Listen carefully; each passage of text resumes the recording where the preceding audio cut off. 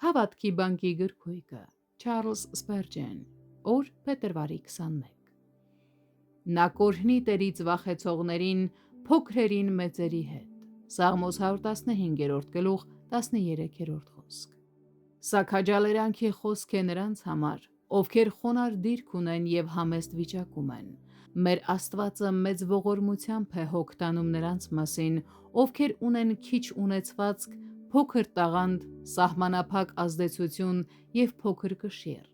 Աստված հոգ է տանում արարչագործության փոքր բաների մասին և նույնիսկ ուշադրություն է դարձնում ճնճղուկներին, երբ նրանք ընկնում են գետնին։ Աստծո համար ոչինչ փոքր չէ, որովհետև նա իր նպատակների իրականացման համար գործածում է նույնիսկ աննշան միջոցները։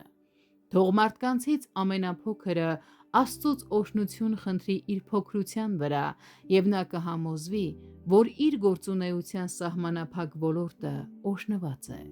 Տիրոջից վախեցողների մեջ կան թե փոքրեր, թե մեծեր։ Ոմանք մանուկներ են, իսկ ուրիշները հսկաներ, սակայն նրանք բոլորը օրհնված են։ Փոքր հավատքն էլ օրհնված հավատք է,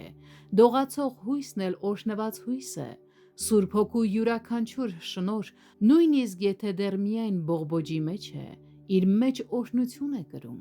Ավելին, Տեր Հիսուսը թե փոքրերին, թե մեծերին գնել է նույն թանկագին արյամբ և խոստացել է պահպանել թե գառներին, թե հասուն ոչխարներին։